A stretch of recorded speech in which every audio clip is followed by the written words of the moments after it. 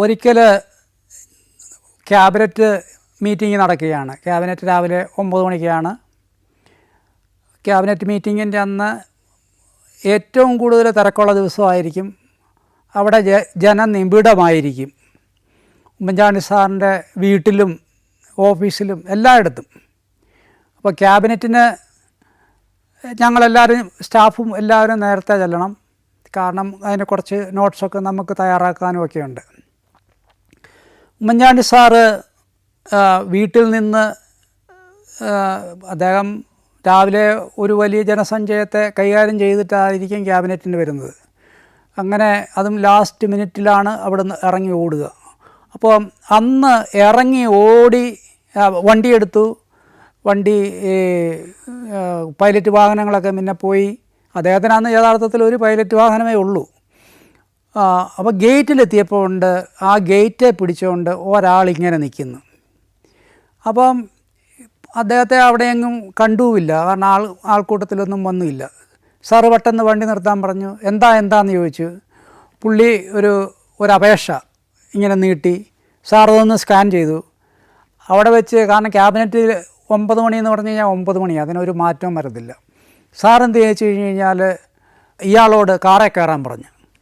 ഈ കാറേ കയറാൻ പറഞ്ഞു കഴിഞ്ഞപ്പോഴാണ് ഇയാൾ അവിടെ ഇങ്ങനെ നിന്ന് തപ്പുന്നുണ്ട്. അതായത് അദ്ദേഹം ഒരു അന്ധനായിരുന്നു. ഉടനെ ഗൺമാൻ ഇറങ്ങി വന്നു.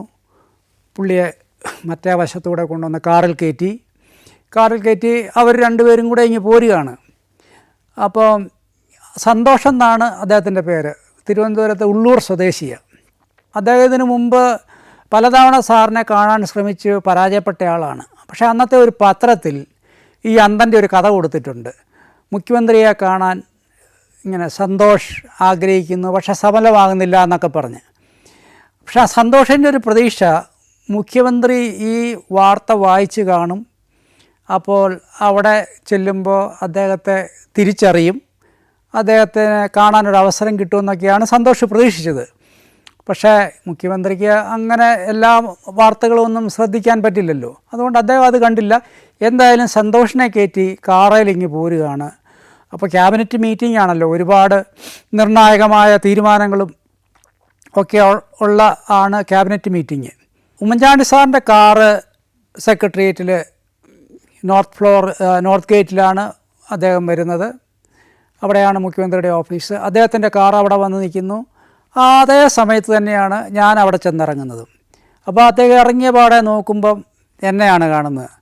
അപ്പം എന്നെ അടുത്ത് വിളിച്ചിട്ട് പറഞ്ഞു, ഇദ്ദേഹത്തിൻ്റെ കാര്യമൊന്ന് നോക്കിയോണം, ഞാൻ ക്യാബിനറ്റ് കഴിഞ്ഞ് വരുമ്പോഴത്തേക്കും പിന്നെ എന്നോട് പറയണം, അതിനൊരു തീർപ്പുണ്ടാക്കണമെന്ന് പറഞ്ഞു. സാറ് അത് പറഞ്ഞിട്ട് ക്യാബിനറ്റിലേക്ക് ഓടിപ്പോയി.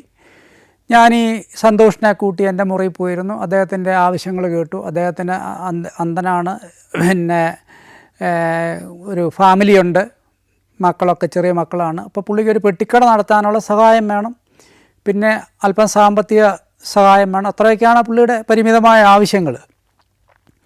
ഞാനിതൊക്കെ ഒരു നിവേദനം പോലെയെല്ലാം എഴുതി തയ്യാറാക്കി. അത് കഴിഞ്ഞിട്ട് പിന്നെ 9-ന് തുടങ്ങുന്ന ക്യാബിനറ്റ് ഒരു 11-11:30 കൂടി തീരും. ക്യാബിനറ്റ് കഴിഞ്ഞ് കഴിഞ്ഞാൽ ഉടനെ ബ്രീഫിങ്. ആ ബ്രീഫിങ്ങിനകത്ത് എനിക്കും പോകണം. അപ്പം അവിടെ വെച്ചുള്ള ഈ പിന്നെ ബ്രീഫിങ്ങിൻ്റെ തീരുമാനങ്ങൾ, പിന്നെ അവിടെ പറയാത്ത തീരുമാനങ്ങളൊക്കെ പത്രക്കുറിപ്പായിട്ട് ഇറക്കണം. അങ്ങനെ കുറേ വർക്ക് എനിക്കുമുണ്ട്. എന്തായാലും ബ്രീഫിങ് കഴിഞ്ഞിട്ട് ഈ പത്രക്കാരുടെ ചോദ്യങ്ങളുണ്ടല്ലോ, ഒരുപാട് ചോദ്യങ്ങൾ, മുനവെച്ച ചോദ്യങ്ങൾ, മുനവെക്കാത്ത ചോദ്യങ്ങൾ, അതെല്ലാം കൂടെ 1 മണിക്കൂർ എടുക്കും. അങ്ങനെ പിന്നെ അത് കഴിഞ്ഞിട്ട് ക്യാബിനറ്റ് ദിവസമാകുമ്പോൾ എല്ലാ മന്ത്രിമാരും ഉള്ളതുകൊണ്ട് ഒരുപാട് യോഗങ്ങൾ കാണും. അപ്പം മുഖ്യമന്ത്രിയെ സംബന്ധിച്ചിടത്തോളം അന്നൊരു ഭയങ്കര തിരക്ക് പിടിച്ച ദിവസമാണ്. അപ്പോൾ ഈ ക്യാബിനറ്റ് ബ്രീഫിങ് കഴിഞ്ഞിട്ട് സാധാരണഗതിയിൽ ഞങ്ങൾ ഒരുമിച്ചാണ് ഇറങ്ങിപ്പോരുന്നത്. ആ ഇറങ്ങിപ്പോരുന്ന വഴിയിൽ എന്നോട് ചോദിച്ചു, എടോ ആ മറ്റേ കാര്യം എന്താ? ഞാൻ പറഞ്ഞു, ഞാനത് പിന്നെ എല്ലാം റെഡിയാക്കി വെച്ചിട്ടുണ്ട്. അതായത് ക്യാബിനറ്റ് പോലെയുള്ള അത്രയും സുപ്രധാനമായ ഒരു മീറ്റിംഗ് നടക്കുന്നു, കേരളത്തെ സംബന്ധിക്കുന്ന, ജനങ്ങളെ സംബന്ധിക്കുന്ന അതീവ നിർണായകമായ സെൻസിറ്റീവായിട്ടുള്ള തീരുമാനങ്ങളെടുക്കുന്നു, മന്ത്രിമാരുമായിട്ട് ചർച്ച നടക്കുന്നു, ഉദ്യോഗസ്ഥരുമായിട്ട് ചർച്ച നടക്കുന്നു. ഇതിൻ്റെ എല്ലാം ഇടയിലും സന്തോഷ് എന്ന് പറയുന്ന ആ ഒരു അന്ധന് ഉമ്മൻചാണ്ടി സാറിൻ്റെ മനസ്സിലൊരു ചെറിയ ഇടമുണ്ട് എന്നുള്ളതാണ് എൻ്റെ പോയിൻറ്റ്. അത് കഴിഞ്ഞിട്ട് പിന്നെ ഞാൻ എന്തായാലും ആൾക്കൂട്ടത്തിനിടയിൽ ഇവിടെ ഈ സന്തോഷിനെ കൊണ്ടുപോയി കാണിച്ചു. അതിലാവശ്യപ്പെട്ട നിവേദനങ്ങളൊക്കെ അദ്ദേഹം സഹായിച്ചു കൊടുത്തു. അപ്പോൾ അങ്ങനെ ഒരു ഒരു പാവപ്പെട്ടവൻ ഒരു പാവപ്പെട്ടവനും ഒരു മുതലാളിയും കൂടെ ഒരുമിച്ച് ഉമ്മൻചാണ്ടി സാറിൻ്റെ കാണാനായിട്ട് അവിടെ ചെല്ലുകയാണെങ്കിൽ ഉമ്മൻചാണ്ടി സാർ ആദ്യം കയ്യെ കയറി പിടിക്കുന്നത് ആ പാവപ്പെട്ടവൻ്റെ കയ്യിലായിരിക്കും. അവിടെ ഒരു കോട്ടിട്ടയാളെന്നോ ഒരു കോട്ടിടാത്തയാളെന്നോ ഒരു പാവപ്പെട്ടവനെന്നോ അങ്ങനെയുള്ള യാതൊരു വേർതിരിവുമില്ലാത്ത ഒരു നേതാവായിട്ടാണ് എനിക്ക് അദ്ദേഹത്തെക്കുറിച്ച് ഉള്ള എൻ്റെ അനുഭവം. ഉമ്മൻചാണ്ടി സാറിൻ്റെ ഒരു ദിവസം ആരംഭിക്കുന്നത് ഒരു 5-5:30 കൂടിയാണ്. എത്ര താമസിച്ച് കിടന്നു കഴിഞ്ഞ് കഴിഞ്ഞാലും അദ്ദേഹം ആ സമയത്തിന് എഴുന്നേൽക്കുകയും ചെയ്യും. അത് കഴിഞ്ഞിട്ട് ഒരു ചായ രാവിലെ മസ്റ്റാണ്. പിന്നെ പത്രങ്ങളെല്ലാം എടുത്തൊന്ന് സ്കാൻ ചെയ്യും. അത് കഴിഞ്ഞിട്ട് ഒരു 6-7 മണി വരെ അങ്ങ് പോവും. 7 മണിയൊക്കെ ആകുമ്പോഴത്തേനും ഫോൺ കോളുകളായി, ആളുകളുടെ വരവായി. ഈ ഫോൺ കോളുകളൊക്കെ രാവിലെ ഒക്കെ മിക്കവാറും അദ്ദേഹം തന്നെ ആയിരിക്കും അറ്റൻഡ് ചെയ്യുന്നത്. മുഖ്യമന്ത്രി ആയിരിക്കുമ്പോഴും അദ്ദേഹം തന്നെയാണ് അറ്റൻഡ് ചെയ്യുന്നത്. അങ്ങനെ പിന്നെ ഈ സ്പെഷ്യൽ ബ്രാഞ്ചുകാരൊക്കെ അതിരാവിലെ തന്നെ വിളിക്കും മുഖ്യമന്ത്രിയുടെ പ്രോഗ്രാം അറിയാനായിട്ട്. അപ്പോൾ അവരിങ്ങനെ ചോദിക്കും, ഇന്നത്തെ മുഖ്യമന്ത്രിയുടെ പ്രോഗ്രാമൊക്കെ അറിയാമോ എന്നൊക്കെ ചോദിച്ചിരിക്കുമ്പോൾ ഉമ്മൻചാണ്ടി സാർ തന്നെ അവരുടെ അടുത്ത് ബ്രീഫ് ചെയ്യും, ഇതാണ് ഇന്നത്തെ പ്രോഗ്രാം. അപ്പോൾ അവർക്കറിയില്ലല്ലോ ഇത് മുഖ്യമന്ത്രിയാണെന്നൊന്നും. അപ്പോൾ അവസാനം അവർ ചോദിക്കും, അദ്ദേഹം സ്ഥലത്തുണ്ടോ ആവോ എന്നൊക്കെ ഇങ്ങനെ ചോദിക്കുമ്പോൾ പുള്ളിനെ പറയാം, അത് ഞാനാണ്, ഉമ്മൻചാണ്ടിയാണ് എന്നൊക്കെ ഇങ്ങനെ പറയാറുണ്ട്. അപ്പോൾ എന്തായാലും ഒരു 7 മണി കഴിയുമ്പോഴത്തേക്ക് 7:00 ആൾക്കാർ വരും. പിന്നെ ഒരു 9 മണിയാകും. പിന്നെ അപ്പോഴത്തേക്കിനും വീടും നിറയെ പരിസരവും നിറയെ ആൾക്കാരായിരിക്കും. അപ്പം പിന്നെ ഒരു 9 മണിക്കാകുമ്പോൾ പുള്ളി എന്തായാലും ഓഫീസിലെത്തിരിക്കും. കാരണം ആദ്യത്തെ മീറ്റിംഗ് എന്ന് പറയുന്നത് എപ്പോഴും 9 മണിക്ക് ഷെഡ്യൂൾ ചെയ്തിട്ടുണ്ട്. പക്ഷേ ഇതിനിടയ്ക്ക് ആൾ കയറുമ്പം പുള്ളി 2-3 കാര്യങ്ങൾ ജീവിതത്തിൽ എപ്പോഴും സ്കിപ്പ് ചെയ്യുന്ന കാര്യങ്ങളുണ്ട്. അതായത് സാക്രിഫൈസ് ചെയ്യുന്ന കാര്യങ്ങൾ. ആദ്യത്തേത് ഭക്ഷണമാണ്. പുള്ളിക്ക് അങ്ങനെ കൃത്യമായിട്ടുള്ള ഭക്ഷണം, ഇന്ന സമയത്ത് ഭക്ഷണം വേണമെന്നില്ല, അല്ലെങ്കിൽ ഇന്ന ഭക്ഷണം വേണമെന്നില്ല. സമയമുണ്ടെങ്കിൽ കഴിക്കും, ഇല്ലെങ്കിൽ ഭക്ഷണം സ്കിപ്പ് ചെയ്യും. രണ്ടാമത് അദ്ദേഹം സ്കിപ്പ് ചെയ്ത ഒരു സംഭവം എന്ന് പറഞ്ഞു കഴിഞ്ഞാൽ ഫാമിലിക്കായിട്ടുള്ള സമയമാണ്. ഫാമിലിക്ക് വേണ്ടിയിട്ട് അദ്ദേഹം അങ്ങനെ സമയമേ ചിലവഴിച്ചിട്ടില്ല. അദ്ദേഹത്തിൻ്റെ ഭാര്യ സാധാരണഗതിയിൽ ഭാര്യ പ്രസവിക്കുമ്പോൾ നമ്മൾ ഭർത്താക്കന്മാരൊക്കെ ആശുപത്രിയിലൊക്കെ നിൽക്കുകയാണല്ലോ പതിവ്. ഉമ്മൻചാണ്ടി സാറിൻ്റെ ജീവിതത്തിൽ അങ്ങനെ ഒരു സംഭവം ഉണ്ടായിട്ടില്ല. ഈ ഓരോ 3 കുട്ടികളാണ്, ആ 3 തവണയും പ്രസവം നടക്കുമ്പോൾ അദ്ദേഹം സ്ഥലത്തില്ല. അദ്ദേഹം ഓരോ വിവിധ പരിപാടികളുമായിട്ട് ഇങ്ങനെ യാത്രയിലോ അവിടെ പുറത്ത് എവിടെയെങ്കിലുമൊക്കെ ആയിരിക്കും. അപ്പോൾ രണ്ടാമത് അദ്ദേഹം സ്കിപ്പ് ചെയ്യുന്ന ഫാമിലി ടൈം. ഇത് രണ്ടും ഈ ആളുകൾക്ക് വേണ്ടിയിട്ട്, മറ്റുള്ളവർക്ക് വേണ്ടിയിട്ട് നടത്തുന്ന ഒരു ത്യാഗം തന്നെയാണ്. അപ്പം ഈ ഭക്ഷണവും കഴിക്കുക, ചിലപ്പോൾ കഴിക്കും ചിലപ്പോൾ കഴിക്കില്ല. അത് കഴിഞ്ഞിട്ട് നേരെ ഓഫീസിലെത്തും. 9 മണിയാകുമ്പോഴത്തേനും മീറ്റിങ്ങുകളാണ്. പ്രധാനപ്പെട്ട മീറ്റിങ്ങുകൾ കുറേ കാണും. പിന്നെ അങ്ങനെ ഈ മീറ്റിങ്ങുകളിൽ എല്ലാ ഉദ്യോഗസ്ഥർക്കും അഭിപ്രായം തുറന്നു പറയാനുള്ള അവസരമുണ്ട്. പിന്നെ ചില മീറ്റിങ്ങുകളിലൊക്കെ അദ്ദേഹം ഇരുന്ന് ഉറങ്ങുന്നത് കണ്ടിട്ടുണ്ട്. കാരണം എന്താണെന്ന് വെച്ച് കഴിഞ്ഞാൽ ഈ തലേദിവസമൊക്കെ ഒരുപാട് വൈകിയാണൊക്കെ കിടക്കുന്നത്. അപ്പോൾ ഈ ഉറക്കമൊക്കെ മേക്കപ്പ് ചെയ്യുന്നത് ഈ മീറ്റിങ്ങിനിടയിലൊക്കെയാണ്. അപ്പം പക്ഷേ മീറ്റിങ്ങിൽ ഉറങ്ങിയാലും ഈ പറഞ്ഞ പോലെ വേറൊരു ഇന്ദ്രിയം അവിടെ ഉണർന്നിരിപ്പുണ്ടെന്ന് തോന്നുന്നു. അദ്ദേഹത്തിന് അവിടെ നടക്കുന്ന കാര്യങ്ങളൊക്കെ വളരെ വ്യക്തമായിട്ടറിയാം. അതിൻ്റെ ഒരു ഉദാഹരണവും കൂടെ ഞാൻ പറഞ്ഞിട്ട് ബാക്കിയിലേക്ക് പോകാം. അപ്പോൾ ഞങ്ങൾ ജനസമ്പർക്ക പരിപാടിയെക്കുറിച്ച് പിന്നെ അദ്ദേഹത്തിന് UN പുരസ്കാരമൊക്കെ കിട്ടിയിരുന്നല്ലോ. The democratic experiments in Kerala എന്ന പേരോടുകൂടിയുള്ള ഒരു ഡോക്യുമെൻ്ററി ചെയ്തിരുന്നു. അതായത് ലോകത്തിൻ്റെ വിവിധ ഭാഗങ്ങളിൽ നടക്കുന്ന നൂതനമായ ഡെമോക്രാറ്റിക് പരിഷ്കാരങ്ങളാണ് അതിനകത്ത് പ്രതിപാദിക്കുന്നത്. അതിനകത്ത് നമ്മൾ ഈ ഇവിടെ നടക്കുന്ന ജനസമ്പർക്ക പരിപാടിയെ ഒരു പുതിയ ഡെമോക്രസിയിലെ വേറൊരു പരീക്ഷണം എന്ന മട്ടിലാണ് അതിനകത്ത് അവതരിപ്പിച്ചിരുന്നത്. അപ്പോൾ ആ ഡോക്യുമെൻ്ററി നമ്മൾ തയ്യാറാക്കിയത് ഡൽഹിയിൽ കാണിക്കാൻ വേണ്ടിയിട്ടാണ് ആ ഡോക്യുമെൻ്ററി തയ്യാറാക്കിയത്. ആ ഡോക്യുമെൻ്ററിയുടെ മുഖ്യമന്ത്രിയെ അദ്ദേഹം കണ്ടിട്ട് ഫൈനൽ അപ്രൂവൽ കിട്ടണമല്ലോ. അത് പല തവണ ശ്രമിച്ചിട്ടും നടക്കുന്നില്ല. അപ്പോൾ ഒരു ദിവസം രാത്രി എവിടെയൊക്കെയോ ആയിട്ട് 1 മണി എന്നെ ഫോണിൽ വിളിച്ചിട്ട് പറഞ്ഞു, ഇവിടെ ഇന്ന് ഞാൻ 1 മണിയൊക്കെ ആകുമ്പോൾ അവിടെ വരും, ഇന്ന് രാത്രി 1 മണിക്ക് നമുക്ക് കാണാൻ പറ്റുമോ ചോദിച്ചു. ഞാൻ ഇപ്പം മുഖ്യമന്ത്രി കാണണമെന്ന് പറഞ്ഞു കഴിഞ്ഞാൽ പിന്നെ നമുക്ക് പിന്നെ പാതിരാത്രി ആണെങ്കിലും നമ്മൾ ചെയ്യണമല്ലോ. അങ്ങനെ രാത്രി 1 മണിക്ക് അന്ന് വിനോദ് മങ്കരയാണ് എൻ്റെ ഡയറക്ടർ, അദ്ദേഹത്തെ വീട്ടിൽ നിന്ന് വിളിച്ചു വരുത്തി. പിന്നെ നമ്മളവിടെ ഇരുന്ന് ഡോക്യുമെൻ്ററി കാണുകയാണ്. 1/2 മണിക്കൂർ ഡോക്യുമെൻ്ററിയാണ്. പക്ഷേ ഈ ഡോക്യുമെൻ്ററി തുടങ്ങിയപ്പോഴേ സാർ ഉറക്കത്തിലേക്ക് പോയി.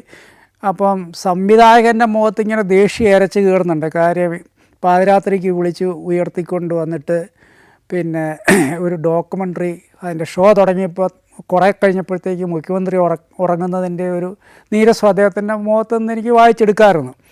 പക്ഷേ ഇതെല്ലാം കഴിഞ്ഞ് ഡോക്യുമെൻ്ററി ഇവിടെ ഫൈനൽ ഫ്രെയിമും കടന്നു പോയപ്പോൾ ഉമ്മൻചാണ്ടി സാറ് ഉറക്കത്തിൽ നിന്ന് എണീറ്റു. എന്നിട്ട് പറഞ്ഞു, ഇതിനകത്ത് ഒരു 2-3 പരാമർശങ്ങൾ നമ്മൾ ഒഴിവാക്കണം. അതായത് അത് ഗൾഫ് മേഖലയെ സംബന്ധിച്ചിട്ടുള്ള നമ്മുടെ ചില പരാമർശങ്ങളാണ്. കാരണം ഗൾഫ് മേഖലയും നമ്മളുമായിട്ട് വളരെ അടുത്ത ബന്ധമുണ്ട്. ഇതിനകത്ത് ഏതെങ്കിലും ഒരു പരാമർശം അവർക്ക് ദോഷകരമാകാതെ നമ്മൾ സൂക്ഷിക്കേണ്ടതാണ്. അതുകൊണ്ട് അത്തരം പരാമർശങ്ങൾ പൂർണ്ണമായിട്ട് ഒഴിവാക്കണമെന്ന് പറഞ്ഞു. അപ്പോൾ അത് ശരിയായിരുന്നു. അങ്ങനെയുള്ള ഒരു പരാമർശം നമ്മൾ നടത്താൻ പാടില്ലായിരുന്നു എന്ന് പിന്നീട് നമുക്ക് തോന്നി. അതായത് ഞാൻ പറഞ്ഞതിൻ്റെ ഉള്ളടക്കം ഇത്രയേ ഉള്ളൂ. അദ്ദേഹം ഉറങ്ങുകയാണെങ്കിലും അവിടെ നടക്കുന്ന കാര്യങ്ങളൊക്കെ അറിയാം. ഇപ്പോൾ ഒരു യോഗം തീരാറാകുമ്പം യോഗത്തിൽ ഒരുപാട് അഭിപ്രായങ്ങളൊക്കെ വരുമല്ലോ. പക്ഷേങ്കിൽ ഫൈനലായിട്ട് ഉമ്മൻചാണ്ടി സാറിനൊരു വാക്ക് കാണും, അദ്ദേഹത്തിനൊരു തീരുമാനം കാണും. അത് ഉറങ്ങിയാലും ശരി ഉറങ്ങിയില്ലെങ്കിലും ശരി അത് സാധാരണഗതിയിൽ കറക്റ്റായിട്ടുള്ള ഒരു തീരുമാനമായിരിക്കും. അങ്ങനെ ഈ യോഗങ്ങളും പരിപാടികളും എല്ലാം ഉച്ചയ്ക്ക് ഈ പറഞ്ഞ പോലെ ഈ യോഗങ്ങൾക്കിടയിൽ അപ്പോഴത്തേക്ക് ഒരുപാട് ആൾക്കാർ കാണും, അവരെയെല്ലാം കാണും. പിന്നെ അതിനുശേഷം പുറത്ത് മീറ്റിങ്ങുകൾ കാണും, പബ്ലിക് ഫങ്ഷൻസ് കാണും, അതിന് പോകും. അപ്പം അത് കഴിഞ്ഞതിന് ശേഷം ഉച്ചയ്ക്കും ഈ പറഞ്ഞതുപോലെയാണ്. ഭക്ഷണം അവിടെ കൊണ്ടുവന്ന് വെക്കും. മിക്കവാറും ദിവസം ഭക്ഷണം കഴിക്കാൻ സാധിക്കാതെ വരും. കാരണം ഭക്ഷണം ത്യജിക്കുക എന്നുള്ളത് അദ്ദേഹത്തിൻ്റെ ഒരു ശീലമാണ്. Saudi Arabia, United Arab Emirates, Kuwait. സഞ്ചാരം വോള്യം നമ്പർ 20.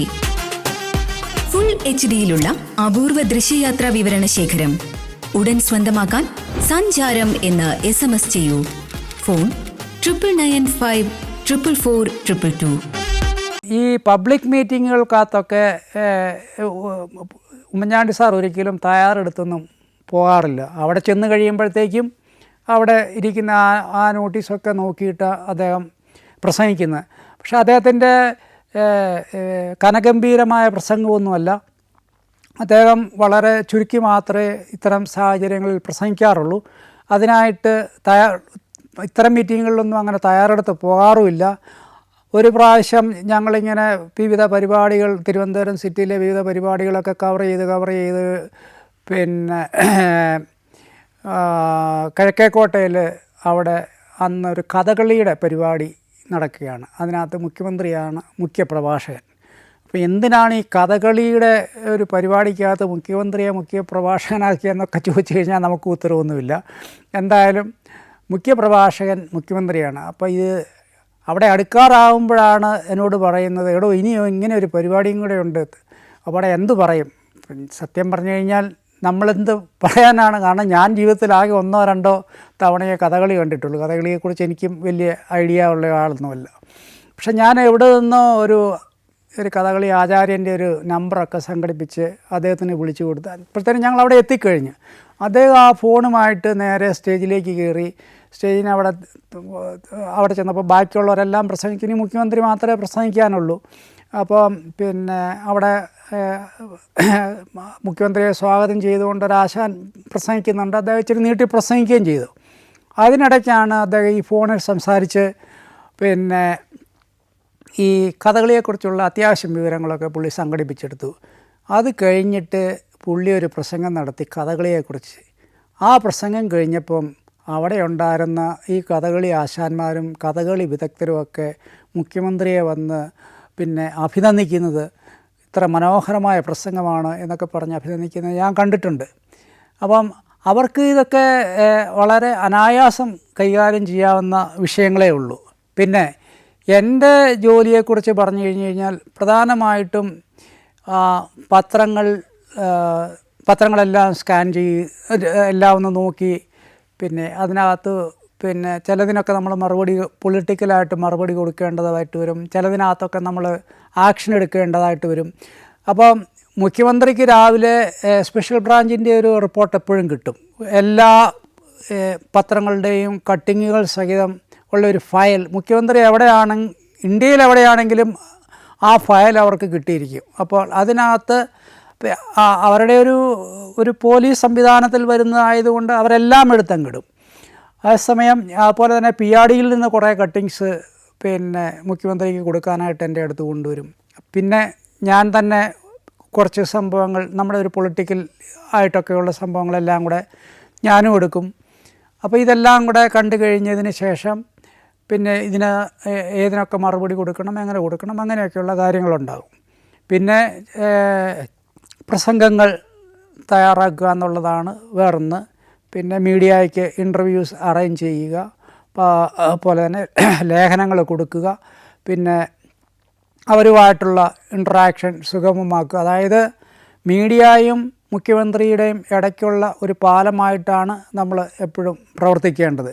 പക്ഷേ അതിനകത്ത് ഒരുപാട് പരിമിതികളൊക്കെ ഉണ്ട്. ഒരു പ്രാവശ്യം നമ്മളറിയാതെ തന്നെ പലപ്പോഴും അവിടെ ഇൻ്റർവ്യൂ ഒക്കെ അപ്പോയിൻമെൻ്റ് എടുക്കും. ചിലപ്പോൾ നമ്മൾ അറിഞ്ഞു പോലും കാണത്തില്ല. നമ്മുടെ ഓഫീസിലൊക്കെ ഒരുപാട് പേരുണ്ടല്ലോ, അതുപോലെ തന്നെ ലീഡേഴ്സ് ഉണ്ട്, അവരൊക്കെ പറഞ്ഞ് ചില ഇൻ്റർവ്യൂ ഒക്കെ ഏർപ്പാടാക്കുക. അത് നമ്മൾ ചിലപ്പോൾ അറിയത്തില്ല. ഒരു പ്രാവശ്യം ഏഷ്യാനെറ്റിലെ TN ഗോപകുമാറിൻ്റെ ഇൻ്റർവ്യൂവിനായിട്ട് അദ്ദേഹം വന്നു. അവിടെ നിൽക്കുന്ന സെക്യൂരിറ്റിക്ക് ഗോപകുമാറിനെ ഒന്നും പരിചയമില്ലാത്തതുകൊണ്ട് അവർ കയറ്റി വിട്ടില്ല. ഗോപകുമാർ അവരുമായിട്ട് കുറച്ച് വഴക്കൊക്കെ ഉണ്ടാക്കി. അപ്പോൾ പിന്നെ സെക്യൂരിറ്റിക്കാർ ഓടി വന്നു. അപ്പോൾ ഞാൻ ചെന്ന് നോക്കുമ്പം ഗോപകുമാറാണ്. ഞാൻ പിന്നെ സോറിയൊക്കെ പറഞ്ഞ് പുള്ളിയെ ഒരു വിധത്തിൽ മാനേജ് ചെയ്ത് അകത്ത് കയറ്റി. അപ്പം അങ്ങനെ ഒരു സംഘർഷാവസ്ഥ അവിടെ ഉണ്ടാക്കി. പക്ഷേ അതിൻ്റെ ഇൻ്റർവ്യൂ നടക്കുമ്പം അന്ന് ഈ ഐസ്ക്രീം പാർലർ കേസൊക്കെ കത്തി നിൽക്കുന്ന സമയമാണ്. കുഞ്ഞാലിക്കുട്ടിയാണല്ലോ അതിനകത്തെ ഒരു പ്രതിയായിട്ട് ആരോപിക്കപ്പെട്ടത്. അപ്പം ഈ ഇൻ്റർവ്യൂ അന്ന് നടക്കുന്ന എല്ലാ ഇൻ്റർവ്യൂവും അവസാനം കറങ്ങിക്കുത്തി ഈ ഐസ്ക്രീം പാർലർ കേസിലാണ് ചെന്ന് അവസാനിക്കുന്നത്. 2004-2006 പീരീഡിലാണ്. അപ്പം ഈ ഇൻ്റർവ്യൂവും അവസാനം കുഞ്ഞാലിക്കുട്ടിയിലെത്തി. അപ്പോൾ അവസാനത്തെ ചോദ്യമാണ്, കുഞ്ഞാലിക്കുട്ടിയുടെ സ്ഥാനത്ത് ഉമ്മൻചാണ്ടി ആയിരുന്നെങ്കിൽ എന്ത് ചെയ്യുമായിരുന്നു? അപ്പം സാറൊന്ന് ഒഴിഞ്ഞു മാറാനായിട്ടൊക്കെ നോക്കി. കാരണം ക്വസ്റ്റ്യൻ വളരെ ഡയറക്റ്റാണ്. അപ്പം TN ഗോപകുമാർ നേരെ ക്യാമറയിലേക്ക് നോക്കി ഒരൊറ്റ പ്രഖ്യാപനം കൂടെ നടത്തി. ഐസ്ക്രീം പാർലർ കേസിൽ ഉമ്മൻചാണ്ടി ആയിരുന്നെങ്കിൽ അദ്ദേഹം എന്ത് ചെയ്യുമായിരുന്നു എന്ന് ഇപ്പോൾ പ്രേക്ഷകരോട് പറയുന്നതാണ്. അപ്പം ഞാനന്ന് അവിടെ അടുത്ത് ഇരിപ്പുണ്ട്. നമ്മുടെ ശരീരത്തൂടെയൊക്കെ ഒരു വിറയൽ തന്നെ പോയി. എന്ത് മറുപടിയാണ് ഇതിന് പറയാൻ പോവുക? സാറിങ്ങനെ ക്യാമറയിലേക്ക് തന്നെ നോക്കിയിട്ട് പറഞ്ഞു, ഞാൻ എന്ത് ചെയ്യുമെന്ന് എന്നേക്കാൾ കൂടുതലായി ഇന്നാട്ടിലെ ജനങ്ങൾക്കറിയാം, അത് ഞാൻ ചെയ്തിരിക്കും എന്നും പറഞ്ഞു. അതോടുകൂടിയാണ് ആ ഇൻ്റർവ്യൂ അവസാനിച്ചത്. എന്തായാലും ഏഷ്യാനെറ്റ് ഈ ഭാഗം തന്നെ ഹൈലൈറ്റ് ചെയ്താണ് ഇൻ്റർവ്യൂ പ്രസിദ്ധീകരിച്ചത്. അത് ഏറെ ശ്രദ്ധിക്കപ്പെട്ട ഒരു ഇൻ്റർവ്യൂവും ആയിരുന്നു. ഗൾഫിലിരുന്ന് ആരാണ്ട് ഈ ലൈവ് സംപ്രേഷണം നോക്കുമ്പോഴുണ്ടറ മുഖ്യമന്ത്രിയുടെ കസേരയിൽ ഒരാൾ കയറിയിരിക്കുന്നു. അപ്പോൾ അയാളുടനെ നമ്മുടെ അവിടെയുള്ള secretary, additional private secretary MC മാത്യുവിനെ വിളിച്ച് പറഞ്ഞു. MC മാത്യു പോയി നോക്കുമ്പോഴത്തേക്കും ഇതാ കസേരയിൽ ഒരുത്തൻ കയറിയിരിക്കുകയാണ്. പെട്ടെന്ന് തന്നെ സെക്യൂരിറ്റി വന്നു. അപ്പോഴത്തേനും ക്യാബിനറ്റ് കഴിഞ്ഞിരുന്നു. അപ്പം K ബാബുവും KP മോഹനും മന്ത്രിമാർ മുഖ്യമന്ത്രിയോടൊപ്പം വന്ന്, മുഖ്യമന്ത്രി അതിനിടയ്ക്ക് ആൾക്കൂട്ടത്തിൽ അലിഞ്ഞു പോയി. ഇവർ രണ്ടുപേരും മുഖ്യമന്ത്രിയുടെ ചേംബറിലേക്ക് കയറുമ്പോൾ ഇവൻ അവിടെ ഇരിക്കുന്നത് ദൃശ്യം കാണുന്നു. അപ്പോഴത്തേക്കിനും സെക്യൂരിറ്റി എല്ലാം കൂടി ഓടി വന്നു. അപ്പം K ബാബു ചോദിക്കുന്നു, താനാരാ? അയാൾ വളരെ നിസ്സംഗനായി പറയുന്നു, ഞാൻ ഇന്ത്യയുടെ പ്രധാനമന്ത്രി എന്ന് അദ്ദേഹത്തിൻ്റെ മറുപടി.